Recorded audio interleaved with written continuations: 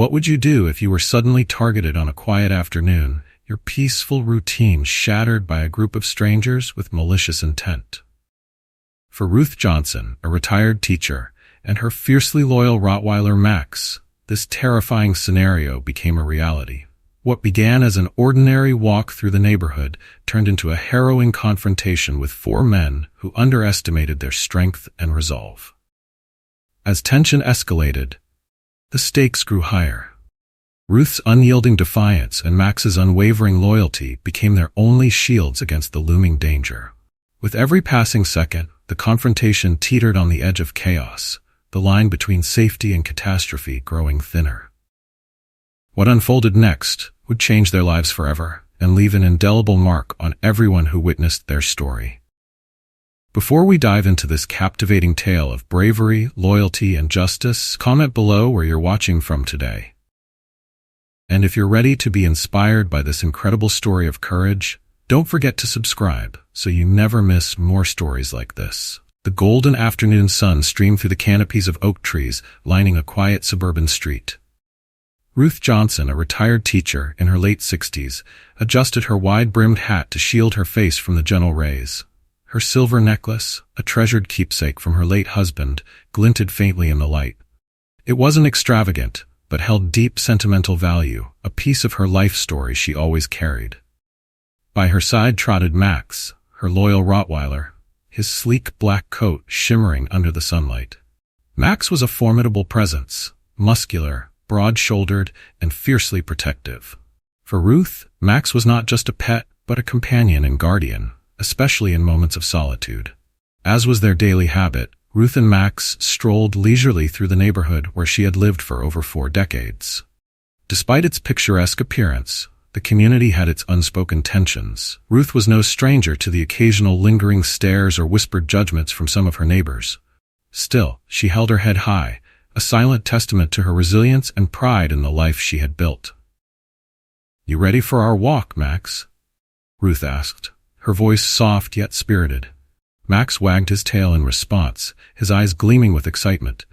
They moved past neatly trimmed lawns and pristine picket fences, exchanging polite nods with the few people they encountered. Ruth enjoyed these moments of quiet reflection, a peaceful routine in her otherwise uneventful days. However, the tranquility of the afternoon began to shift. The faint hum of a truck engine drifted toward her, persisting unnervingly long as she rounded a corner onto Maple Avenue. Max's ears perked up, and his posture stiffened. Ruth followed his gaze and noticed a weathered pickup truck creeping along the street a few houses behind her.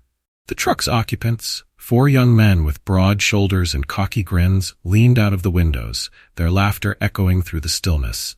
Something about their demeanor, mocking, unkind, sent a shiver down Ruth's spine.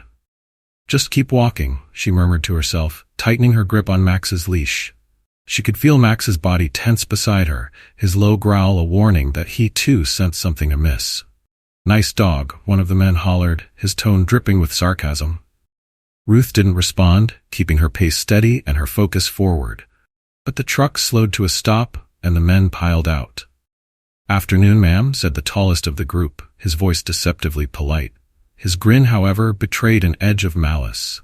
"Lovely necklace you've got there," another chimed in, his eyes fixated on the silver chain around Ruth's neck.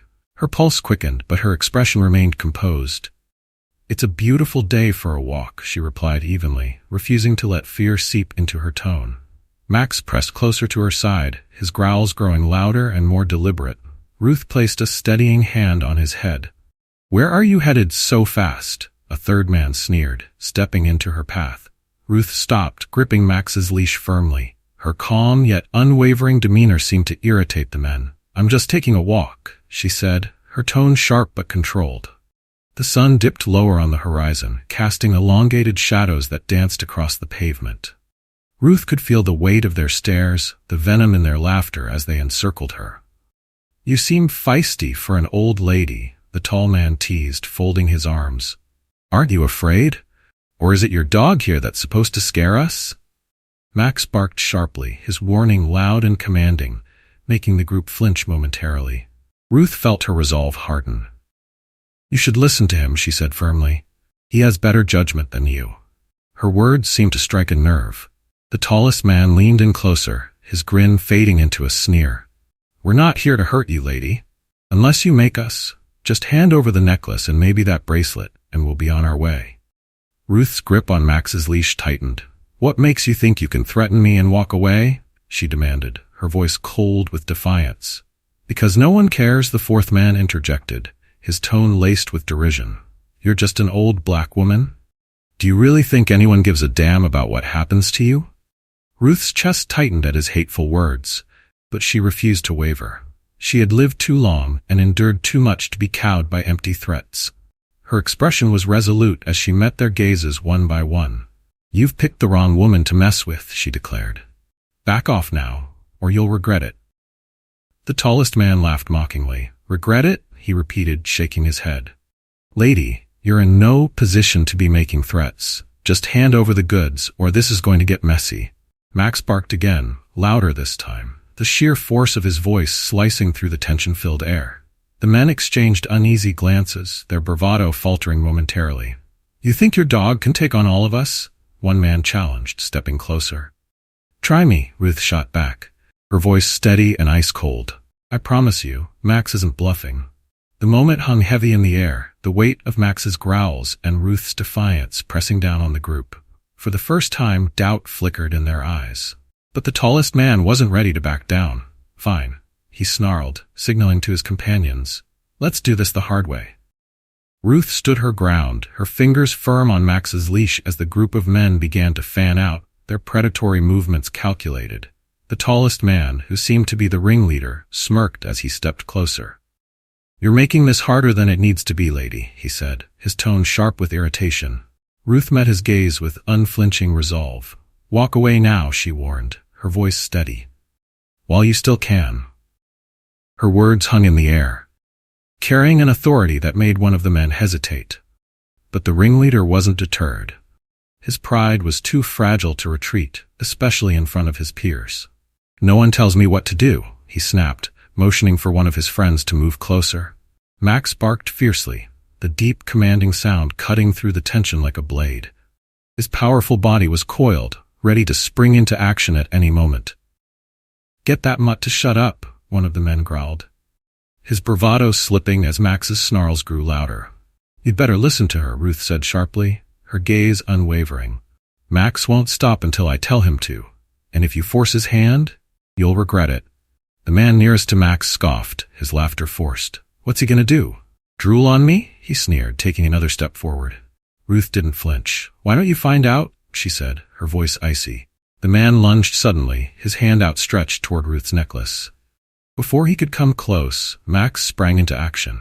With a powerful leap, he sank his teeth into the man's sleeve, dragging him backward with a force that sent him sprawling onto the pavement. The man screamed, thrashing against Max's grip. "Get him off me," he bellowed, his earlier arrogance replaced with panic. "Call off your dog," another shouted, his voice cracking. Ruth's expression didn't soften. "I warned you," she said calmly. "This is on you." Max held his position, his jaws locked firmly on the man's arm. The other men hesitated, their confidence shaken by the sheer ferocity of the dog before them. "Come on," one of them urged, trying to rally the group. "There's 4 of us. We've got numbers." "Numbers don't mean much," Ruth said, her voice cutting through the growing chaos, "when you're all cowards." The ringleader's face twisted with fury. "Enough of this," he shouted, his patience snapping. He lunged at Ruth, his hands reaching for her necklace. Max was faster. He released the man on the ground and leaped toward the ringleader, knocking him flat with a resounding thud. The man screamed as Max pinned him, his growls a low, menacing vibration that sent shivers down the spines of everyone present. "Help me," the ringleader shouted, struggling beneath Max's weight. But his friends didn't move. The red-faced man, still clutching his injured arm, scrambled to his feet. "This isn't worth it," he muttered, his voice trembling. "Yes, it is," another snapped. "We're not leaving empty-handed." But the fear in their eyes was unmistakable. Max was unrelenting, his teeth bared inches from the ringleader's throat. The dog's loyalty and strength had shattered the group's bravado, leaving them scrambling for a way out. "You still think you're in control?" Ruth asked coldly, her eyes locked on the ringleader. "Get him off me," the man whimpered, his earlier arrogance reduced to desperation. "I'll call Max off," Ruth said, her voice sharp and commanding, "when you and your friends leave this street and never come back." The men exchanged panicked glances. The sound of distant sirens suddenly filled the air, growing louder with every passing second. "Cops!" one of them shouted, his face paling. The red-faced man didn't wait. He bolted toward the truck, clutching his injured arm as he climbed inside. The others followed quickly, their earlier bravado entirely gone. "Wait! Don't leave me!" the ringleader screamed, still pinned beneath Max. But his friends didn't look back. The truck peeled out in a screech of tires, disappearing around the corner as the wail of sirens grew deafening. Ruth took a step forward, her gaze fixed on the defeated man beneath Max. "You wanted my attention," she said evenly. "Well, now you've got it." The flashing red and blue lights of a police cruiser bathed the street as it screeched to a halt nearby. Officer Samuel Carter stepped out, his hand resting on his holstered weapon. "Mrs. Johnson, are you all right?" he asked, his tone steady but laced with concern. "We're fine, Officer Carter," Ruth replied, her grip on Max's leash firm. Max took care of him before he could do any real damage. Carter's eyes flicked to the man on the ground, his expression hardening. "I see that," he said, nodding in approval. "Good work, Max." He crouched slightly, his voice firm, as he addressed the man. "Don't move a muscle. You're already in enough trouble." The man didn't dare protest, his breath coming in short, panicked gasps. "Call him off," he whimpered, his voice shaking. Ruth's expression remained unyielding. "Not until you're cuffed and in the back of that car," she said firmly. Carter moved swiftly, securing the man's hands behind his back. "Okay, Mrs. Johnson," he said, glancing at her. "You can call him off now." Ruth knelt beside Max, placing a calming hand on his head. "Max, release," she commanded. Max stepped back immediately, his posture still alert but no longer aggressive. Ruth scratched his ears, her voice soft with praise. "Good boy, Max. You did well." The man groaned as Carter hauled him to his feet. "Where are your friends?" Carter asked sharply. "They left me," the man muttered bitterly, his gaze dropping to the pavement. "Smart of them," Carter replied dryly. He turned to Ruth, his expression softening. "We'll handle it from here. Are you sure you're okay?" Ruth nodded, her hand resting on Max's head. "We're okay now," she said firmly, "but I want to make sure this doesn't happen again." "It won't," Carter promised as he led the man to the cruiser. "Not if I have anything to say about it." The flashing lights of the police cruiser faded into the distance, leaving the street eerily quiet once more. Ruth stood on the sidewalk, her hand resting on Max's head as she watched the car disappear around the corner. The evening air felt heavier now, laden with the adrenaline still coursing through her veins. Max sat obediently at her side, his ears perked and eyes scanning the surroundings as if still on guard. Ruth crouched down beside him, her voice steady but tinged with emotion. "You were incredible, Max. I don't know what I'd do without you." Max wagged his tail, nudging her hand with his nose. Despite his size and strength, his affection was always gentle, a comforting presence in Ruth's life. As Ruth straightened, she glanced around the neighborhood. The same trimmed lawns and picket fences that had seemed so serene just hours ago now felt different. The weight of what had just transpired hung in the air, but so did a newfound sense of resolve. Her phone buzzed in her pocket, pulling her from her thoughts. She pulled it out and saw Officer Carter's name on the screen. "Mrs. Johnson," came his steady voice, "I wanted to let you know that we've got the suspect in custody. We'll need you to come down to the station to give a full statement." Ruth nodded, though she knew he couldn't see her. "Of course, Officer Carter. I want to see this through." After hanging up, she turned back toward her house, and Max walked closely beside her. The familiar path felt strangely foreign now, as if her quiet corner of the world had been irreversibly altered. Inside, the house was a sanctuary of calm, a stark contrast to the chaos of the street. Ruth set down her keys and took a deep breath, trying to steady her thoughts. Max settled onto his favorite spot by the fireplace, his gaze fixed on her as if sensing her unease. Ruth leaned against the counter, her mind replaying the events over and over. The men's sneers, their hateful words, and the way Max had stood by her without hesitation. She couldn't shake the thought of how different things might have been without him. The evening passed in relative quiet, though Ruth's nerves remained on edge. She tried to focus on the mundane tasks of tidying up and preparing dinner for Max, but her thoughts always drifted back to the confrontation. Later, as she sat at the kitchen table with a steaming cup of tea in hand, Ruth's resolve began to solidify. This wasn't just about her. It was about standing up to the kind of people who thought they could prey on others without consequence. The following morning brought a renewed sense of determination. Ruth woke early, her mind clear and focused. She prepared Max's breakfast with care, giving him an extra treat for his bravery. "Today's a new day, Max," she said softly as he wagged his tail in approval. Her phone buzzed again, and this time it was a local news notification. The headline read, "Local woman and her dog foil attempted robbery." Ruth stared at the screen, a mix of emotions washing over her. While she hadn't sought attention, she knew the story's reach could be an important step toward justice. Later that day, Ruth found herself at the police station. The atmosphere was bustling, the steady hum of voices and ringing phones filling the air. Max remained at home, resting after his heroic efforts, but Ruth felt his presence like an anchor, steadying her resolve. Officer Carter greeted her at the front desk, his demeanor professional but kind.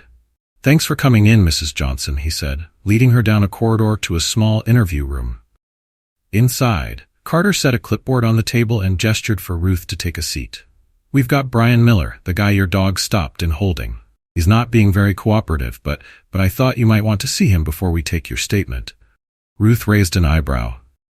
"You're saying I can talk to him?" Carter nodded. "Within reason. Sometimes, hearing from the victim can shake things up. But don't worry, I'll be right there." Ruth hesitated for a moment before squaring her shoulders. "Take me to him." A guard escorted her into the holding area, where a steel door opened to reveal a small room with a table and 2 chairs. Brian Miller sat slouched in one of them, his face pale and his arm wrapped in a hastily applied bandage. His earlier bravado had evaporated, leaving behind a man who looked equal parts irritated and uneasy. Ruth stepped inside, her heels clicking against the tile floor. She took a seat across from him, her expression calm but unyielding. So she began, her voice steady. "You're Brian Miller." Brian leaned back in his chair, a smirk tugging at the corner of his lips, though it didn't reach his eyes. "What's it to you, lady?" Ruth folded her hands neatly on the table, her gaze fixed on him. "You and your friends thought you could scare me? You thought you could take what didn't belong to you and walk away without consequences. I think I have a right to know why you thought that."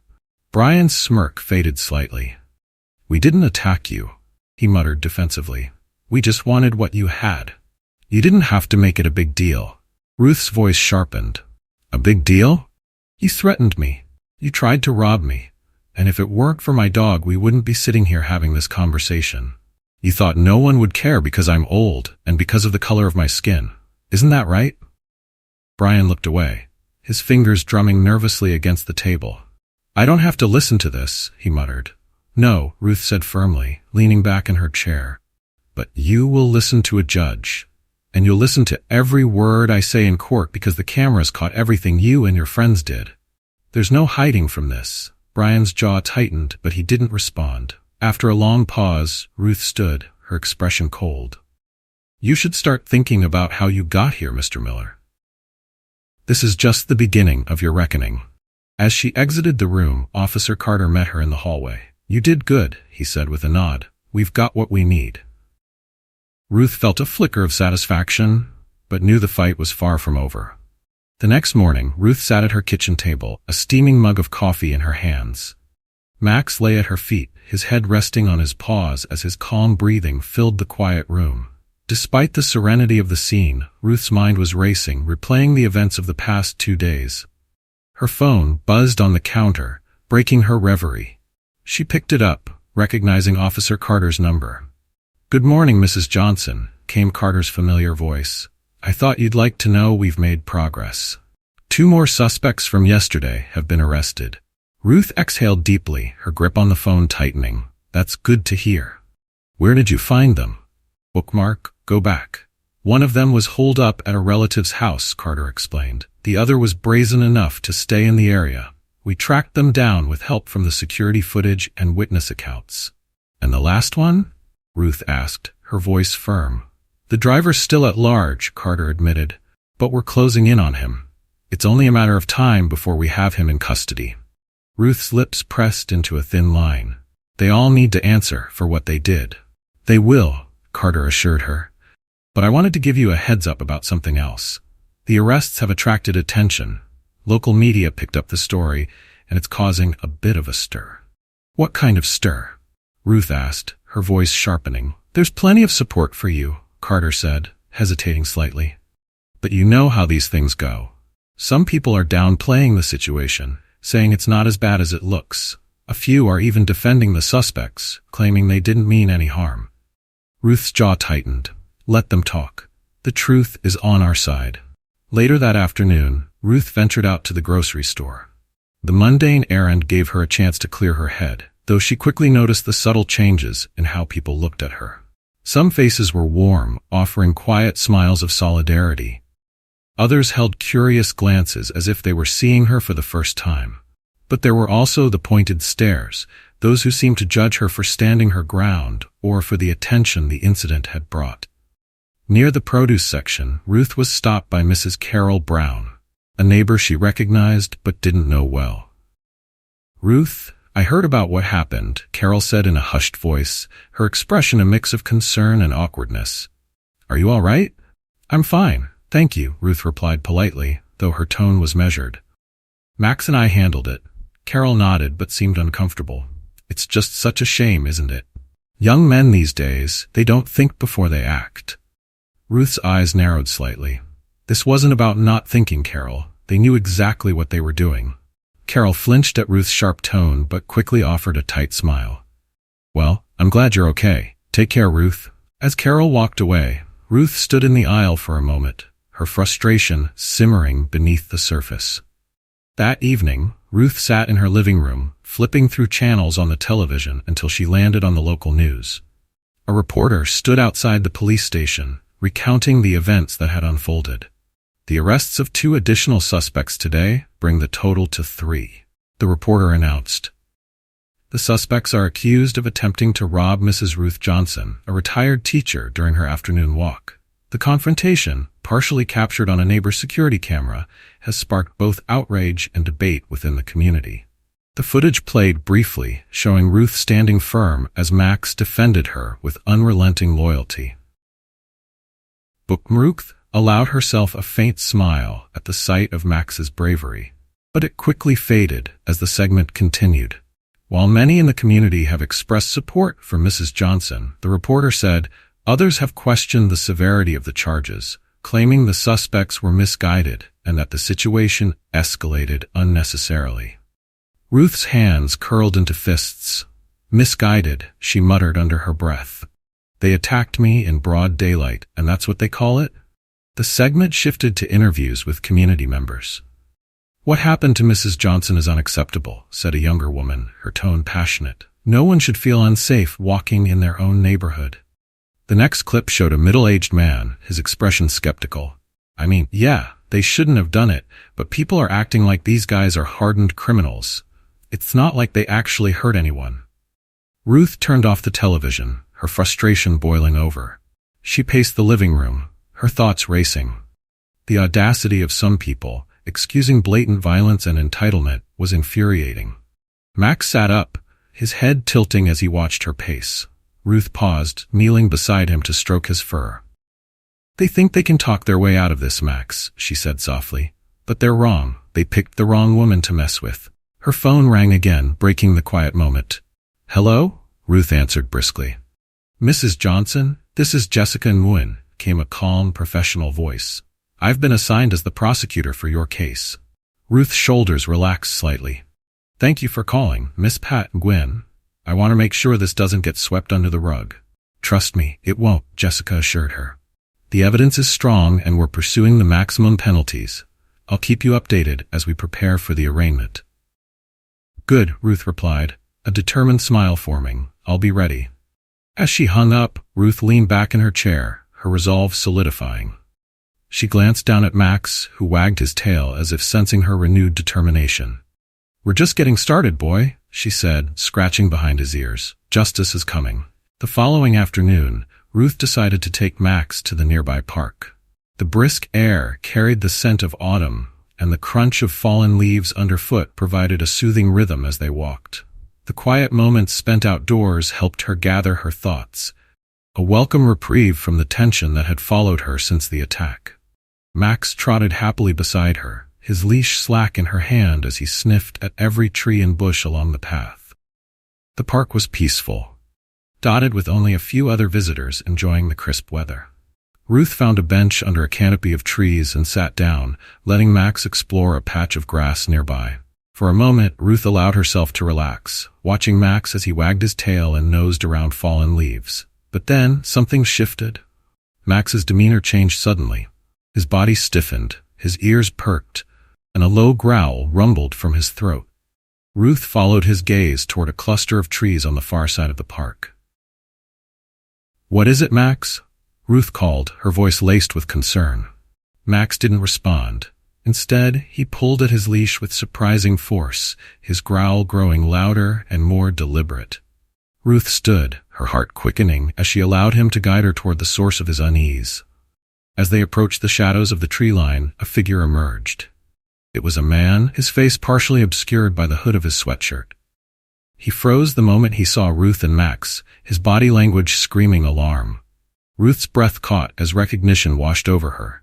It was him, the driver of the truck. For a split second, the man hesitated, his eyes darting between Ruth and the path behind him as if calculating his chances of escape.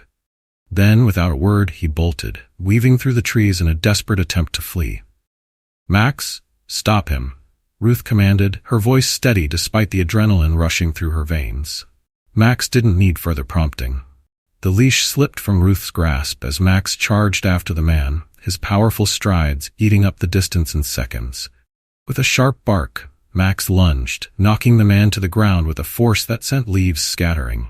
The man let out a panicked shout, struggling beneath Max's weight. "Get him off me." "I didn't do anything," he cried, his voice cracking with desperation. Ruth approached cautiously, pulling out her phone as she did. Her fingers trembled slightly, but her voice was calm as she spoke into the receiver. "This is Ruth Johnson," she told the dispatcher. "I've found the fourth suspect from the robbery. My dog has him pinned in Eastwood Park. Send officers immediately." The man squirmed beneath Max, his face pale as he tried in vain to push the dog off him. "I wasn't part of it," he stammered. "It wasn't my idea. I was just the driver." Ruth's expression hardened as she stood over him. "You were just as guilty," she said coldly. "You thought you could hide, but you were wrong." Within minutes, the sound of sirens filled the park, growing louder until a patrol car came to a stop near the trail. Two officers exited the vehicle, their hands hovering near their holsters as they assessed the situation. "Ma'am," one of them called out, his tone cautious, "can you call off your dog so we can take him into custody?" Ruth knelt beside Max, placing a reassuring hand on his back. "Max, release," she commanded firmly. Max obeyed immediately, stepping back but keeping his gaze locked on the man as the officers approached. They moved quickly, cuffing the suspect's hands behind his back as he continued to sputter protests. "It wasn't my idea," the man insisted. "It was Brian's plan. I was just the driver." "Save it for the judge," one officer replied curtly, leading him toward the patrol car. Ruth stood back, watching as the man was loaded into the vehicle. A wave of relief washed over her, though her heart was still pounding from the encounter. She looked down at Max, who wagged his tail and nuzzled her hand. "You did it again, Max," she murmured, stroking his fur. "You never let me down." The officer who had spoken earlier approached her, tipping his hat in gratitude. "Thanks to you and your dog, Mrs. Johnson, we've got the whole crew now. They'll all be facing justice." Ruth managed a faint smile. "That's all I wanted," she said quietly. As the patrol car drove away, Ruth clipped the leash back onto Max's collar and began the walk home. The autumn air felt cooler now, and the adrenaline that had kept her moving was finally starting to wane. But with each step she felt a growing sense of triumph. This wasn't over yet, but it was a significant victory. Ruth knew the fight for justice would continue in the courtroom, but for now, she could take solace in knowing the men who had tried to hurt her were finally being held accountable. As she entered her house, Max padded beside her, his tail wagging with quiet confidence. Ruth sank into her favorite armchair, running a hand through her silver hair as she allowed herself a rare moment of stillness. "Justice takes time," she said softly, more to herself than anyone else. "But it's worth it." Max curled up at her feet, his head resting on his paws as he let out a contented sigh. Together they sat in the warm glow of the setting sun, the quiet of the house a welcome contrast to the storm they had just weathered. The following day, Ruth received a call from Officer Carter, asking her to come to the station. They had begun questioning Michael Lewis, the driver they had captured in the park, and Carter believed Ruth's presence might help further solidify the case. Ruth agreed without hesitation. This wasn't just about closure for her. It was about ensuring that each of the men involved in the attack was held accountable. When she arrived, Carter met her at the front desk and escorted her to the interrogation room. Jessica Nguyen, the prosecutor assigned to the case, was already waiting inside, her sharp eyes scanning through a file of notes. "Mrs. Johnson," Jessica greeted with a nod. "We've just finished a preliminary questioning of Michael Lewis. He's trying to downplay his role, but his story doesn't align with the evidence." "Good," Ruth replied firmly. "I'd like to hear what he has to say for himself." Minutes later, Michael was brought into the room, his hands cuffed and his head bowed. Without the hooded sweatshirt he'd been wearing during his capture, he looked smaller, less threatening. But Ruth wasn't fooled by appearances. As he was seated across the table, he avoided making eye contact, his shoulders slumping like a man who knew he was cornered. "So, Mr. Lewis," Ruth began, her tone calm but commanding. "You've had some time to think. Care to explain why you and your friends targeted me?" Michael shifted uncomfortably in his chair, glancing at Jessica and Carter as if looking for an escape. "I didn't plan it," he muttered. "It wasn't even my idea. Brian, he said it would be easy money." "Easy money," Ruth repeated, her voice cutting. "And what exactly made you think I would be easy?" Michael hesitated, his gaze dropping to the table. "Look, I was just the driver," he said defensively. "I didn't even get out of the truck." Jessica leaned forward, her voice firm. "You drove the truck. You waited for them. You were part of the plan, Mr. Lewis. That makes you just as guilty as the others." "I didn't know it would get that far," Michael blurted, his voice cracking. "Brian said no one would care, that she was just some old lady walking her dog." Ruth's expression hardened, her anger simmering beneath her composed exterior. "You didn't think anyone would care," she said, her voice steady. "You thought no one would notice if something happened to me." Michael swallowed hard, his eyes finally meeting hers. "I didn't want to hurt you," he said weakly. "But you were ready to help them take what didn't belong to them," Ruth countered. "And when it all went wrong, you ran and hid, leaving your so-called friends to face the consequences." Michael flinched at her words, his head dropping again. "I messed up," he mumbled. "I didn't think it would end like this." "You didn't think at all," Jessica interjected, her voice sharp. "You and your friends made a deliberate choice to target someone you thought was vulnerable. And now, you'll have to face the consequences of those choices." The room fell silent for a moment, the weight of Jessica's words settling heavily in the air. Ruth leaned back in her chair, her gaze unwavering as she studied Michael. "You should take this time to think about what kind of person you want to be, Mr. Lewis," she said finally. "Because right now, you're just a coward hiding behind excuses." Michael didn't respond, his shoulders slumping further as the guard came to escort him out. Ruth watched him leave, a mixture of frustration and determination swirling within her. When the door closed behind him, Jessica turned to Ruth. "He's scared," she said. "That much is clear. But fear doesn't absolve him of what he did." "No, it doesn't," Ruth agreed. "I want them all to understand that what they did was more than just a mistake. They chose to be cruel, and they thought they could get away with it." Jessica nodded, gathering her files. "We're building a strong case, Mrs. Johnson. Between the footage, your testimony, and the statements from the suspects, the evidence is overwhelming." Ruth exhaled deeply, her resolve unwavering. "Good. They deserve to face the full weight of the law." As she left the station, Ruth felt a flicker of relief, though it was tempered by the knowledge that the fight wasn't over. The trial still lay ahead, and she knew the defense would do everything in its power to twist the narrative. Later that evening, Ruth sat on her porch with Max by her side. The neighborhood was quiet, the soft hum of crickets filling the air. Max rested his head on her lap, his calm presence a balm to her restless thoughts. "You were my hero again today, Max," Ruth murmured, scratching behind his ears. "I couldn't have done any of this without you." Max wagged his tail, his eyes closing contentedly as Ruth continued to stroke his fur. As the stars began to appear overhead, Ruth allowed herself a moment of reflection.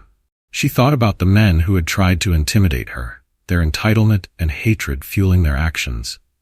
She thought about the strength she had found within herself and the unwavering loyalty of her companion.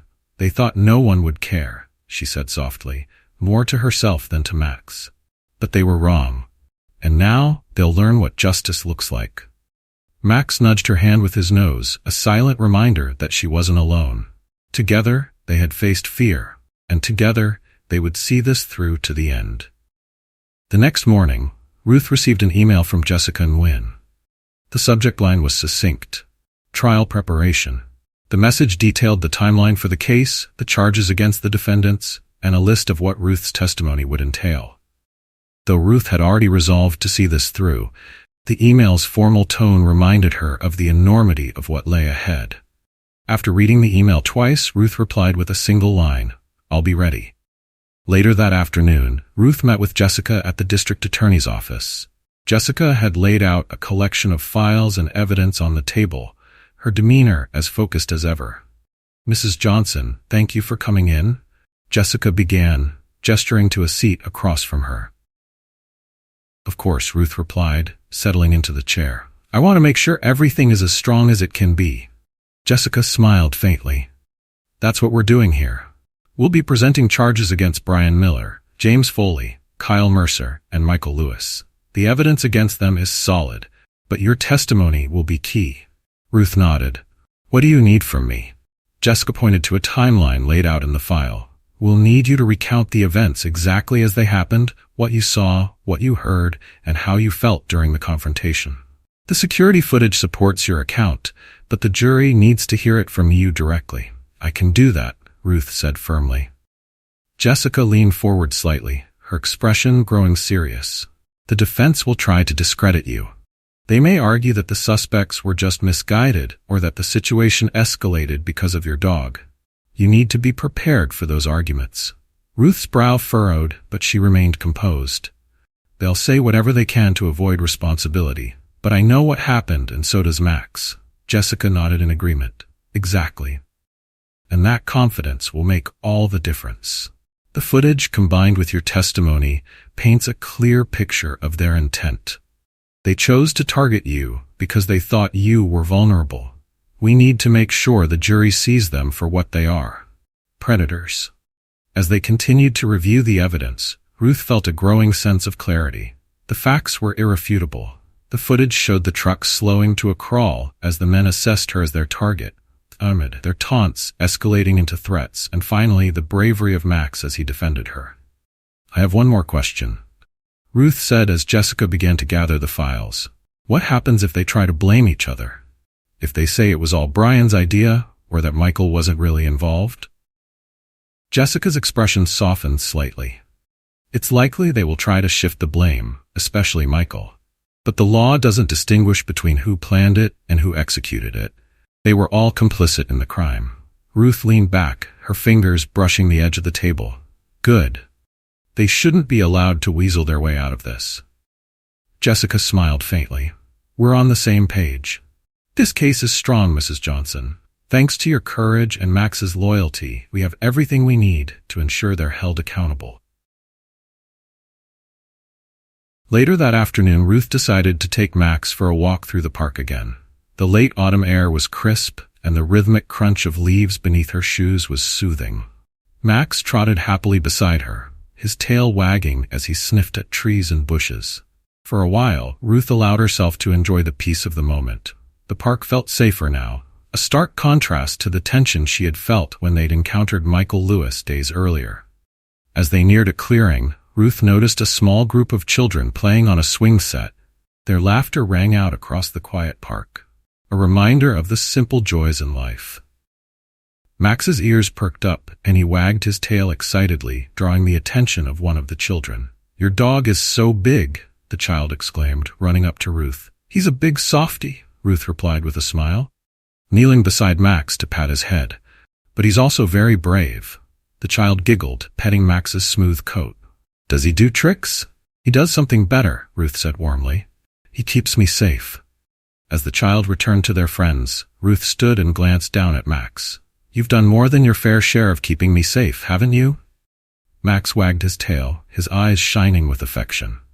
When Ruth returned home that evening, she found herself reflecting on the day. Her conversation with Jessica had reinforced her determination, and the peaceful walk in the park had reminded her of the life she was fighting to protect. Sitting at her kitchen table with a cup of tea, Ruth glanced at Max, who had sprawled out comfortably on his bed by the fireplace. "They thought they could break me," she said softly. "But they don't know what I've been through. They don't know what we've been through." Max let out a contented sigh, his tail thumping lightly against the floor. Ruth smiled, her resolve as strong as ever. "This isn't just about us, Max," she continued. "It's about standing up for what's right, for everyone who's ever been underestimated or dismissed." The thought gave her a sense of purpose, a reminder that the fight wasn't just personal. It was about sending a message, that justice would not be silenced, and neither would she. The days leading up to the trial were a flurry of preparation. Jessica kept Ruth updated regularly, sharing details about the defense's strategy and the mounting evidence against the suspects. Each update reinforced Ruth's belief that justice was within reach. But the looming trial also brought its own weight. On the morning of the trial, Ruth stood in front of her bedroom mirror, adjusting the collar of her jacket. Max sat at her feet, watching her intently, as though sensing the significance of the day. "You'd be proud of me, wouldn't you, Sam?" Ruth murmured, her gaze lingering on the small photo of her late husband on the dresser. "I'm doing this for both of us." With one last pat on Max's head, Ruth grabbed her bag and headed out. Jessica met her at the courthouse steps, a reassuring smile on her face. "You ready for this?" Jessica asked, falling into step beside her. "As ready as I'll ever be," Ruth replied, her voice steady. Inside the courtroom, Ruth took a seat at the plaintiff's table while Jessica began organizing her notes. Across the room sat the four defendants: Brian Miller, James Foley, Kyle Mercer, and Michael Lewis. Each wore a different expression, from Brian's forced bravado to Michael's downcast gaze. As the jury filed in, the air grew heavy with anticipation. Judge Anita Reynolds called the court to order, her presence commanding respect. "Ladies and gentlemen, we are here to determine the guilt or innocence of the defendants in the case of State v. Miller et al., the judge announced. "Prosecution, you may proceed with your opening statement." Jessica rose, her voice clear and confident as she addressed the jury. "This case is about a deliberate act of malice," she began.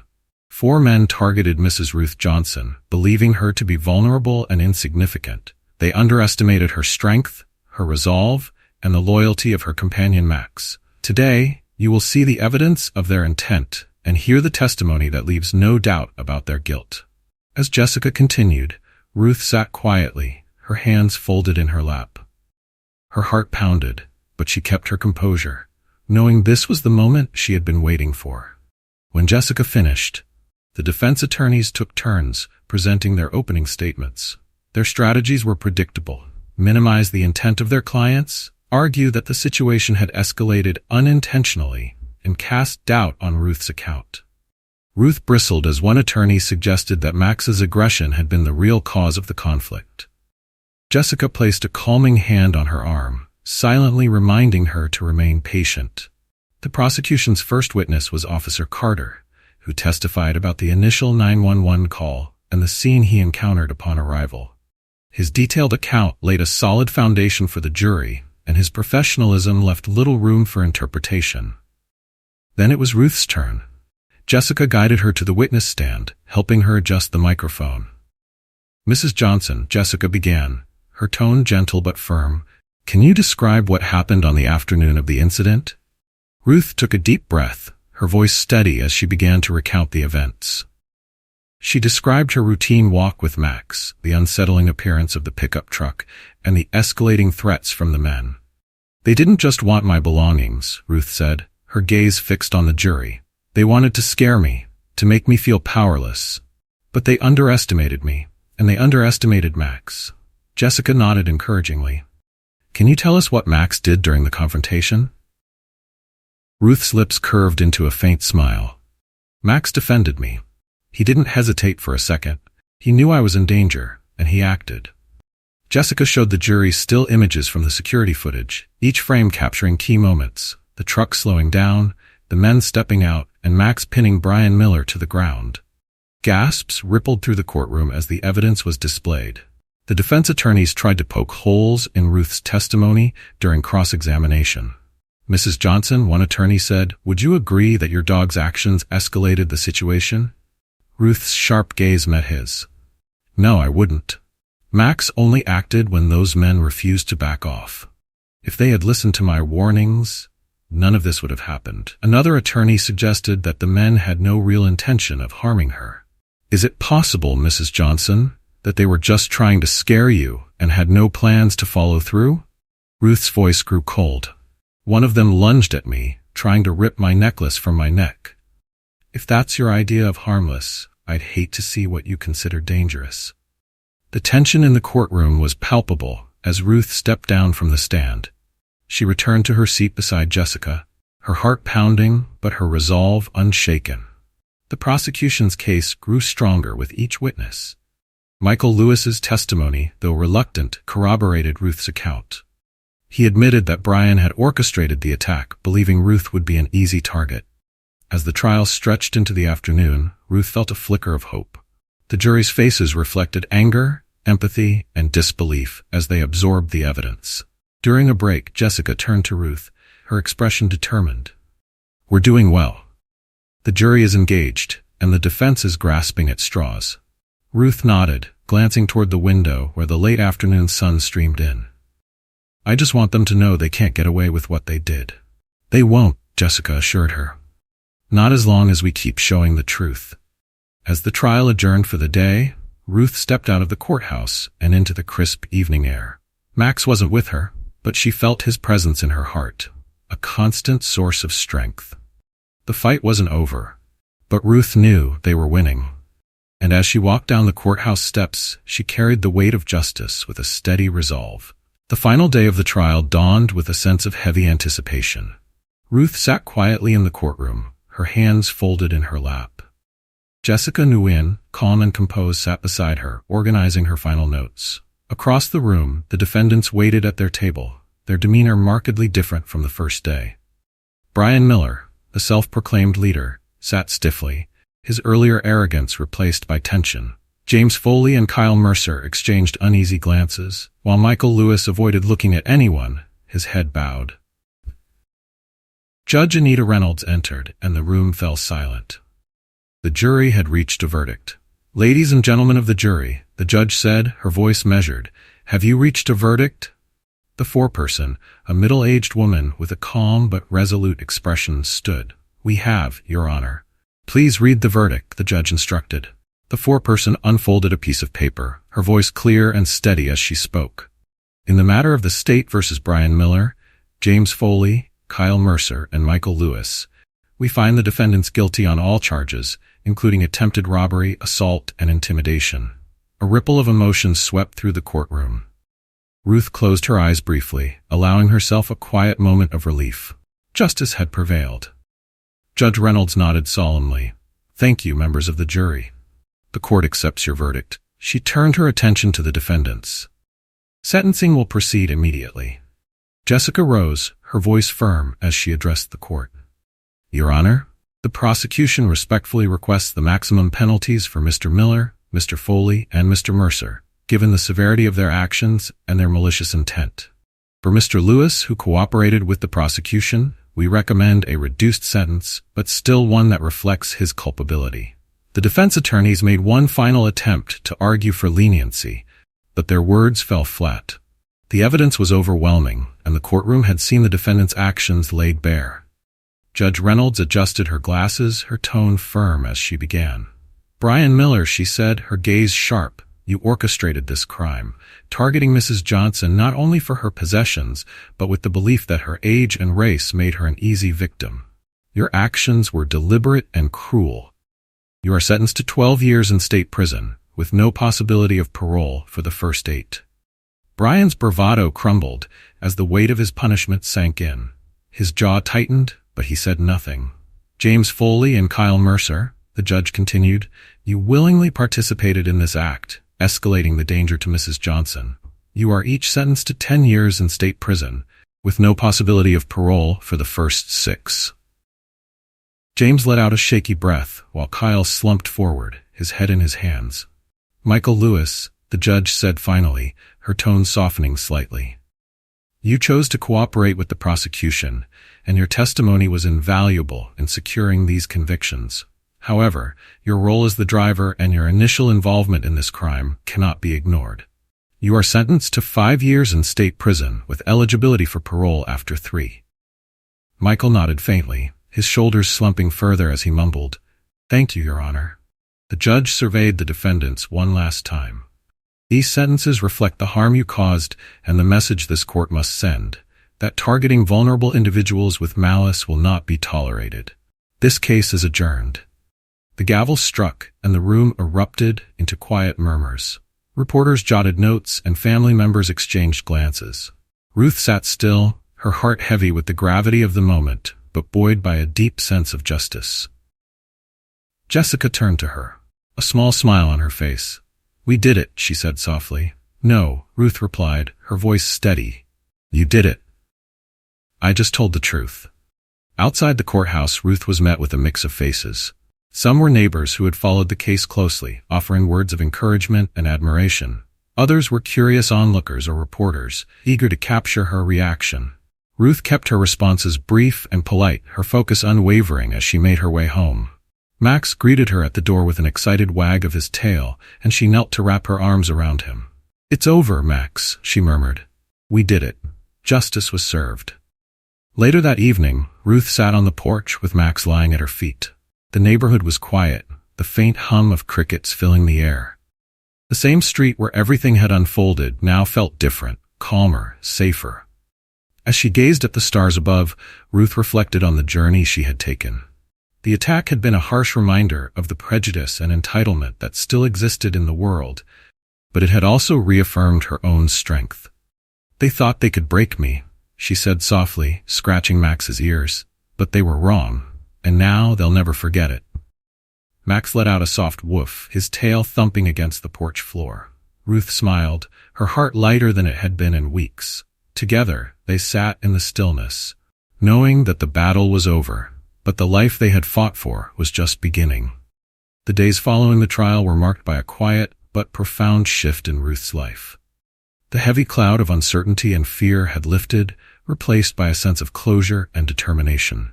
She no longer carried the weight of proving her worth to the world. It was a battle she had already won. Max was at her side, as always, a steadfast companion through every moment of the ordeal. His loyalty had been unwavering, and Ruth knew she owed him more than she could ever repay. One crisp evening, Ruth prepared a special dinner for Max. She carefully roasted a chicken, adding rice and carrots, his favorite.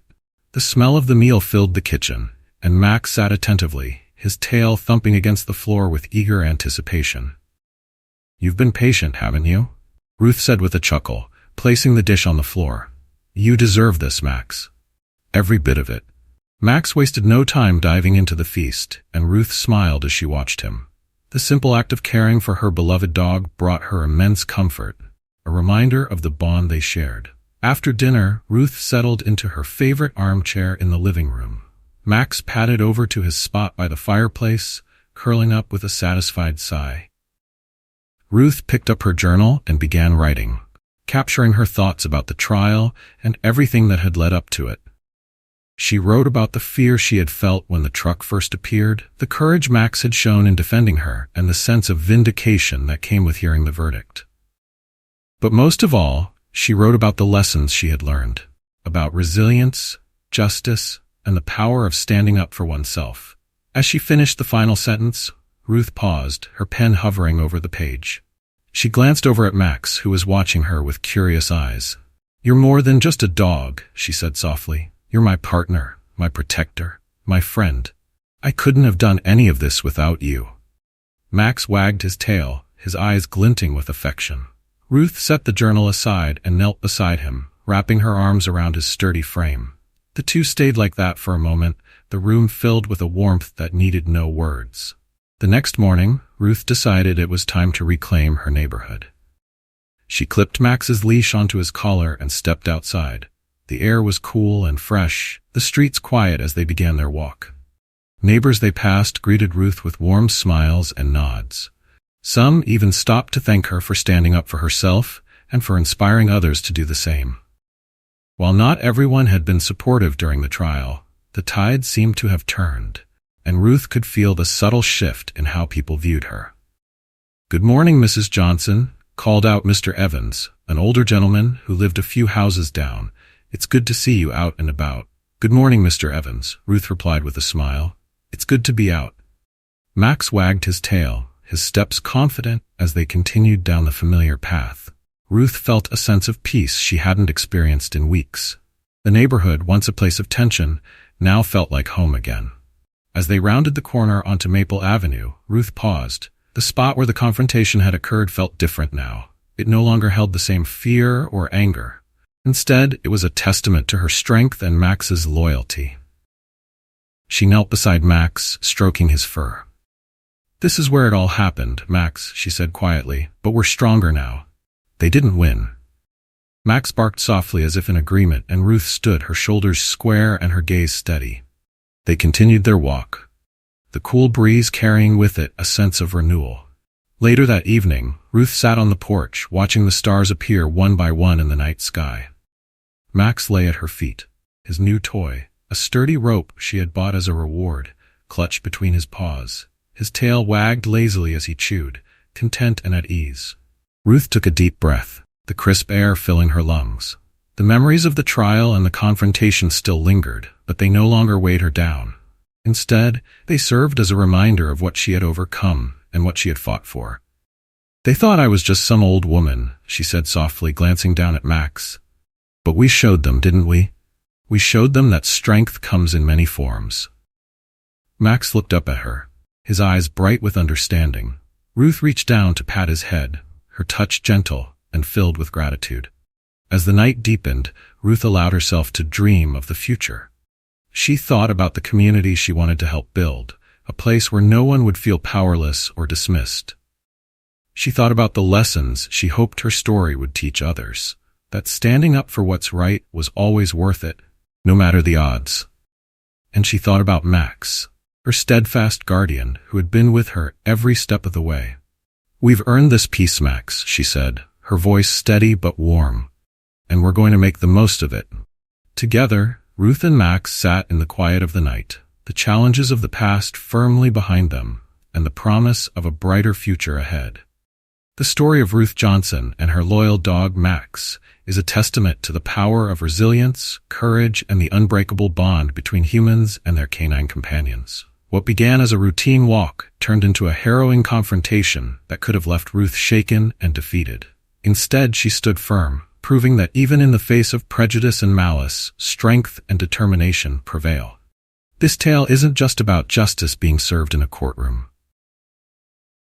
It's a powerful reminder that no one should be underestimated based on their age, race, or circumstances.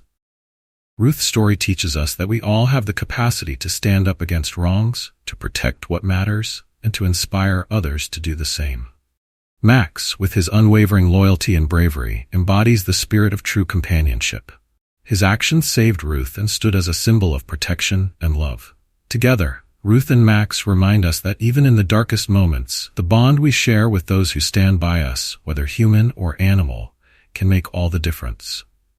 Ruth's fight wasn't just for herself. It was for everyone who has ever been dismissed, underestimated, or told they don't matter.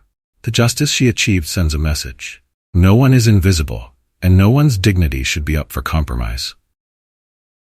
This story challenges us to reflect on our own actions and the biases we may hold. It calls us to stand up against injustice, no matter how daunting it may seem.